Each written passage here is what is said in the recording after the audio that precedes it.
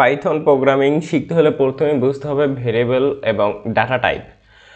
তবে কিভাবে কাজ করে এগুলো আজকের ভিডিওতে আমরা শিখব। ভেরিয়েবল কি, ভেরিয়েবল কিভাবে ডিক্লেয়ার এবং ব্যবহার করবেন, নেমিং রুল, পাইথনের প্রধান ডাটা টাইপ। সেটা হচ্ছে ভেরিয়েবল কি। ভেরিয়েবল হলো একটি কন্টেইনার বা বক্স যেখানে ডাটা বা মান সংরক্ষণ করা হয়। সাধারণ ব্যাখ্যা যদি আমি বলি, ভেরিয়েবল এমন একটি নাম যেটা হচ্ছে কম্পিউটারের মেমোরিতে ডাটা ধরে রাখে। যখন প্রোগ্রামে ডাটা প্রয়োজন হয় তখন ভেরিয়েবলের নাম ব্যবহার করে সেই ডাটা রিটার্ন করা হয়। আমরা যদি একটু এক্সাম্পল দেখি, ভেরিয়েবল হচ্ছে আপনার এমন একটি কন্টেইনার বা আপনার হচ্ছে এটা একটু বড় করে ধরেন, এটা হচ্ছে আপনার কম্পিউটারের একটা মেমোরি সেল এবং যেখানে এমন ছোট ছোট অনেকগুলো আপনার কন্টেইনার আছে। আপনি যখনই একটা ভেরিয়েবল ক্রিয়েট করবেন তখন হচ্ছে আপনার মেমোরিতে এমন একটা কন্টেইনার ক্রিয়েট হবে। ঠিক আছে, আপনি যখনই একটা ভেরিয়েবল ক্রিয়েট করবেন তখন আপনার মেমোরিতে এমন একটা কন্টেইনার ক্রিয়েট হবে। এখন আপনি যখন এমন একটা কন্টেইনার আপনি পাবেন আপনার মেমোরিতে, আপনার ভেরিয়েবলের ভিতরে কি হয়, ভেরিয়েবলের ভিতরে হচ্ছে আপনি ডাটা স্টোর করতে পারেন। এখন ডাটা আপনি স্টোর করলেন, আপনার এই জায়গায় যদি আপনি একটা ডাটা রাখেন এবং এই ডাটাটা চাইলে আপনি পরবর্তীতে ইউজ করতে পারবেন।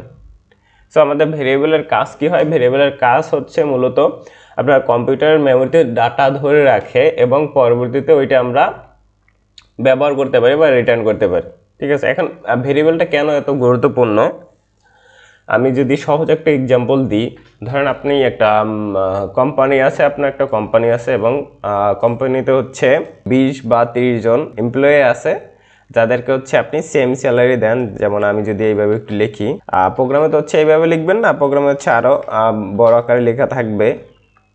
যাক, আমরা যদি এইভাবে লিখি যে আমার সবার স্যালারি হচ্ছে 20,000, ওকে, সবার স্যালারি হচ্ছে 20,000। এখন 2 মাস যাওয়ার পর আপনি চিন্তা করতেছেন যে না, আমি স্যালারির সাথে আরও 500 টাকা যোগ করব, বা আপনি চাইলে 1,000 আরও 1,000 টাকা আপনি যোগ করবেন, মানে সবার স্যালারির সাথে আরও 1,000 টাকা যোগ করবেন। তাহলে আপনার কি করতে হবে, আপনার যে যতজন আপনার এমপ্লয়ি আছে, যতজন এমপ্লয়ির লিস্ট আছে, প্রতিটা লিস্টে যাইতে হবে এবং লিস্ট থেকে হচ্ছে আপনার অ্যামাউন্টটা চেঞ্জ করে আপনার 1,000 বাড়াইতে হবে। তাহলে কি আমার প্রতিটা কোড আবার নতুন করে লিখতে হবে এবং চেঞ্জ করতে হবে। এটা কি একটা ঝামেলা বা অনেক টাইম কনজিউম হবে এই জায়গায় আপনার, কারণ আপনি যত বেশি স্যালারি হবে ততগুলো লাইন হচ্ছে আপনার নতুন করে এডিট করতে হবে। বাট আপনি যদি এই স্যালারিটা যদি একটা ভেরিয়েবলের ভিতরে নিতেন, যেমন আমরা যদি এইভাবে লিখতাম যে স্যালারি ইকুয়াল 20,000, ঠিক আছে, এবং এই স্যালারিটা যদি আমি প্রতিটা যে আমাদের যে প্রতিটা ডাটা আছে, প্রতিটা ডাটায় যদি আমরা এই স্যালারিটা ইউজ করতাম এইভাবে, তাহলে কি হইতো, আমরা যদি এইভাবে ইউজ করতাম প্রতিটাই, তাহলে কি হইতো, আমরা যখনই আমরা কি বলছিলাম যে কিছুদিন বাদে বা 2-1 মাস পর বাদে একটা আপনি মনে হলো যে আপনার স্যালারিটা একটু বাড়ানো দরকার, তখন কি করতে পারতেন, আপনি সরাসরি প্রতিটা এমপ্লয়ির কাছে যাইয়া আপনি স্যালারিটা চেঞ্জ না করে আপনি সরাসরি এখান থেকে হচ্ছে আপনি 1,000 বাড়াই দিতে পারতেন। এবার যদি 1,000 বাড়াই দিতেন তাহলে সবার স্যালারি একসাথে চেঞ্জ হইতো। ঠিক আছে, সো এটা হচ্ছে ভেরিয়েবলের সবচেয়ে বড় সুবিধা। আমাদের ভেরিয়েবলের আরও অনেক ইম্পর্টেন্ট কাজ আছে, যেমন আপনি হচ্ছে আপনার ইউজার থেকে আপনার একটা প্রোগ্রাম আপনি বানাইতেছেন এবং প্রোগ্রামের ভিতরে হচ্ছে ইউজার থেকে কিছু ইনপুট নিতে হবে এবং আপনার তো তাহলে ওই যে ইনপুটগুলো একটা জায়গায় স্টোর করতে হবে। আপনি যদি ইনপুটগুলো স্টোর না করেন তাহলে ওই ইনপুট নিয়ে তো আপনি কাজ করতে পারবেন না। তার জন্য আমার কী করতে হবে, একটা স্টোরেজ নিতে হবে বা ভেরিয়েবল নিতে হবে যেখানে আপনি এগুলো রাখতে পারবেন। ওকে, এখন আমরা দেখব যে আপনি কিভাবে ভেরিয়েবল ডিক্লেয়ার করবেন। সবাই বিএস কোডটা ওপেন করে নেবেন। আমি নতুন একটা ফাইল ক্রিয়েট করে নিতেছি ভেরিয়েবল নামে, আশা করি ক্লিয়ার দেখা যাইতেছে, আমি বড় করে নিলাম। পাইথনে হচ্ছে সবথেকে সহজে ভেরিয়েবল ডিক্লেয়ার করা যায়। আপনার ভেরিয়েবল ডিক্লেয়ার করার জন্য কী করতে হবে, ফার্স্টে হচ্ছে ভেরিয়েবলের একটা নাম দিতে হবে। আমি কমেন্টের ভিতরে লিখতেছি, ফার্স্টে থাকবে কি আমার একটা ভেরিয়েবল নাম থাকবে এবং একটা সমান চিহ্ন বা ইজিক্যাল টু থাকবে, তারপর থাকবে কি আমার এইভাবে হচ্ছে আমার একটা ভেরিয়েবল ডিক্লেয়ার করা হয়।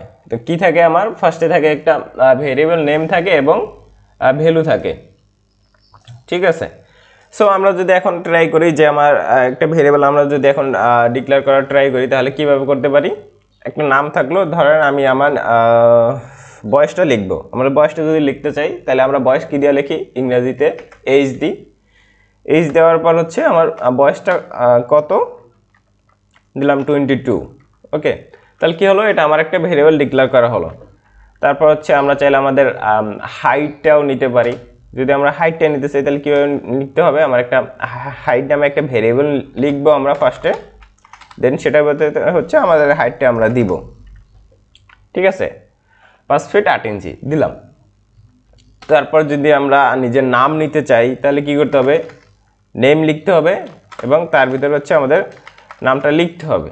ওকে, এখন আসেন যে আমরা হচ্ছে এগুলায় কোনো ডাবল কোটেশন ইউজ করি নাই, বাট যখনই আমরা নেমটা ইউজ করছি তখনই আমরা কিন্তু ডাবল কোটেশন ইউজ করছি। আমরা কিন্তু এইভাবে লিখি না। এইভাবে লিখলে কি হইতেছে, আমাদের কিন্তু একটা ওয়ার্নিং দিতেছে বা একটা এরর দিতেছে যে শান্ত ইজ নট ডিফাইন্ড। ঠিক আছে, আমাদের যখন আমরা এইভাবে ডাবল কোটেশনের ভিতরে লিখব তখন কিন্তু সব ওকে, পারফেক্ট আছে। সো এটা কেন হইতেছে, এটার জন্য হচ্ছে আমাদের কি শিখতে হবে, ডাটা টাইপ শিখতে হবে। সো আমরা ডাটা টাইপ শিখবো সামনে, আপাতত ভেরিয়েবল কিভাবে লিখতে হয় ওইটা আমরা শিখলাম।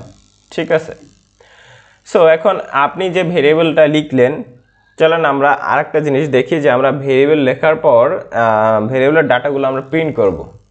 আমরা এইভাবে না, আমরা হচ্ছে দুটো সংখ্যার যোগ করব। যেমন আমরা x এর ভিতরে 10 নিলাম এবং y এর ভিতরে 20 নিলাম। ওকে, আমরা এই দুইটা ভ্যালু এখন যোগ করে দেখব যে আমাদের ভ্যালু আসলে কি আমরা স্টোর করতে পারতেছি কিনা এবং সেটা হচ্ছে পরে রিটার্ন করতে পারতেছি কিনা। চলো আমরা প্রিন্ট করি, প্রিন্ট x প্লাস y। এখন যদি আমরা রান করি, আমাদের আউটপুট আসার কথা হচ্ছে 30। আমরা দেখি আমাদের হ্যাঁ, আমাদের আউটপুট কিন্তু 30 আসতেছে। তাহলে কি আমরা যেটা চাইছি আমরা কিন্তু ওইটা পাইতেছি। ওকে, আমরা কিন্তু 30 পাইতেছি। সো আমরা কি বুঝলাম, যে আমরা ভেরিয়েবলের ভিতরে কোনো ডাটা স্টোর করতে পারি এবং ওইটা নিয়ে পরবর্তীতে কাজ করতে পারি, ওইটা রিটার্ন করতে পারি, যা কিছু আমরা করতে পারি। এখন তারপর আসেন যে পাইথন ভেরিয়েবল নেমিং রুলস। আমরা যে ভেরিয়েবলটা লিখব, ভেরিয়েবলের কিছু নেমিং রুলস আছে। চলো রুলসগুলো আমরা একটু দেখি। প্রথম রুলসটা হচ্ছে star with underscore or letter.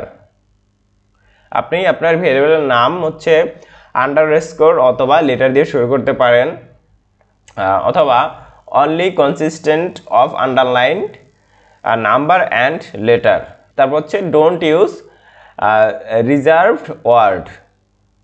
এখন কিছু এক্সাম্পল দেওয়া আছে কোনগুলো ভ্যালিড আর কোনগুলো ইনভ্যালিড। যেমন আপনি চাইলে হচ্ছে এইভাবে নেম লিখতে পারেন, অথবা ফার্স্টে হচ্ছে আন্ডারস্কোর দিয়ে তারপর হচ্ছে আপনি নেম লিখতে পারেন, অথবা মাই আন্ডারস্কোর নেম এইভাবেও লিখতে পারেন, অথবা ফার্স্টে আন্ডারস্কোর ইফ বা আন্ডারস্কোর প্রিন্ট এইভাবে লিখতে পারেন। বাট কোনগুলো ইনভ্যালিড, আপনি ফার্স্টে হচ্ছে কোনো নাম্বার ইউজ করতে পারবেন না, তারপর ফার্স্টে কোনো স্পেশাল ক্যারেক্টার ইউজ করতে পারবেন না, লাস্টে আপনি কোনো স্পেশাল ক্যারেক্টার ইউজ করতে পারবেন না। স্পেশাল ক্যারেক্টার বলতে আপনি শুধুমাত্র আন্ডারস্কোর ইউজ করতে পারবেন, এছাড়া কোনো জিনিস ইউজ করতে পারবেন না। তারপর হচ্ছে আপনার যে পাইথনের যে কিছু কিওয়ার্ড আছে, স্পেশাল কিওয়ার্ড, যেমন আমরা প্রিন্ট মেথড ইউজ করার জন্য প্রিন্ট নামে একটা কিওয়ার্ড ব্যবহার করি বা প্রিন্ট ফাংশন ব্যবহার করি, এগুলো হচ্ছে আপনি আপনার ভেরিয়েবলের নাম হিসেবে ইউজ করতে পারবেন না। তারপর হচ্ছে আমরা কিছু বেস্ট প্র্যাকটিস দেখব, যে আপনি ভেরিয়েবল যখন লিখবেন তখন কিছু বেস্ট প্র্যাকটিস আছে, যে use describe name means that হচ্ছে আপনি যেই ধরনের ডাটা আপনি রাখতে চাইতেছেন, যেমন আপনি যদি আপনার নাম রাখেন তাহলে হচ্ছে আপনার ভেরিয়েবলের নামটা হওয়া উচিত নেম। আপনি যদি স্টোর করেন নাম এবং ভেরিয়েবলের নাম যদি দেন এ, তাহলে হচ্ছে এটা ডিসক্রিপটিভ না, এটা হচ্ছে বোধগম্য না যে আমার এই ভেরিয়েবলটার ভিতরে কোন ধরনের ডাটা আছে বা কি ডাটা আছে। ঠিক আছে, তো বেস্ট প্র্যাকটিস কি, আপনি আপনার ভেরিয়েবলের ভিতরে যেই ধরনের ডাটা রাখবেন এবং ওই রিলেটেড হচ্ছে আপনার ভেরিয়েবলের নামটা দিবেন। তারপর হচ্ছে use snack case. Snack case হচ্ছে আপনি একটা নাম লিখবেন যখন হচ্ছে আপনার দুইটা নামের প্রয়োজন হয়, যেমন ফুল নেম। ফুল নেমের জন্য আমার কি দুইটা ওয়ার্ডের প্রয়োজন হয়, ফার্স্টে ফুল তারপর হচ্ছে নেম। তো ফুল লিখবেন, তারপর হচ্ছে একটা আন্ডারস্কোর দিবেন, তারপর হচ্ছে নেম দিবেন, এটা হচ্ছে স্ন্যাক কেস। তাহলে গুড এবং ব্যাডের একটা ডিফারেন্স দেওয়া আছে এই জায়গায়, যে আমরা আপনি চাইলে এই যে ভেরিয়েবলগুলো এগুলো হচ্ছে n a b x y এইভাবেও আপনি ডিক্লেয়ার করতে পারেন ভেরিয়েবলের নাম, বাট এগুলো এইভাবে ডিক্লেয়ার করলে হচ্ছে কি আপনি কোন ধরনের ডাটা রাখবেন বা কোন ধরনের ডাটা আছে এগুলো ভালো বোঝা যায় না। তার জন্য গুড কি, গুড হচ্ছে আপনি যখন এন এর বদলে নেম ফুল নামটা লিখতে পারেন নেম, তারপর হচ্ছে এর ভিতরে আপনি যেহেতু এরিয়া রাখবেন তাহলে আপনি এরিয়া লিখতে পারেন, অথবা বির ভিতরে যদি বেজ রাখেন তাহলে সরাসরি বেজ লিখতে পারেন। সো এইভাবে আপনি যদি লেখেন এই জিনিসটা হচ্ছে বেশি বোধগম্য হয় এবং দেখতেও সুন্দর লাগে। এবং ভেরিয়েবলের একটা জিনিস হচ্ছে আমাদের ভেরিয়েবল ডায়নামিক, কেস সেন্সিটিভ এবং গার্বেজ কালেকশন। এখন এই যে কেস সেন্সিটিভ কোনটা, আমরা যদি আবার একটু এক্সাম্পলে আসি, আমরা কি পড়ছিলাম কেস সেন্সিটিভ। আমরা যদি এই জায়গায় একটা রোল নামে একটা ভেরিয়েবল নিই এবং রোলের ভিতরে আমরা যদি 0 1 রাখি, না শুধু 1 রাখলাম, আমরা যদি এখন এই রোলটা প্রিন্ট করি আমাদের কি আউটপুট আসার কথা, আমাদের 1 রোল আউটপুট আসার কথা। ঠিক আছে, আমাদের 1 আমি আউটপুটে পাইলাম, বাট আমরা যদি সেম নামে যদি আমি আরেকটা রোল ভেরিয়েবল নিই এবং সেটা হচ্ছে প্রথম অক্ষরটা ক্যাপিটাল লেটার আমরা ইউজ করলাম এবং এই রোলটা যদি আমরা প্রিন্ট করি, আমাদের নাম কিন্তু সেম আছে, এই ভেরিয়েবলের নামও কিন্তু রোল, এই ভেরিয়েবলের নামও কিন্তু রোল, বাট ডিফারেন্স কি, ডিফারেন্স হচ্ছে এটা হচ্ছে সব হচ্ছে স্মল লেটার এবং এটা হচ্ছে একটা হচ্ছে ক্যাপিটাল লেটারে আছে।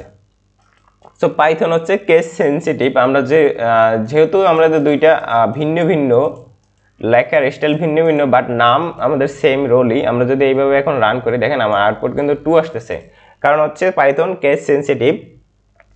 আমাদের এটা হচ্ছে সম্পূর্ণ স্মল লেটারে, এটা হচ্ছে ভিন্ন ভেরিয়েবল, বাট আপনি যখনই একটা ওয়ার্ড হচ্ছে ক্যাপিটাল বা একটু চেঞ্জ করবেন তখনই ওটা ভিন্ন একটা ভেরিয়েবল হিসাবে ডিক্লেয়ার হবে।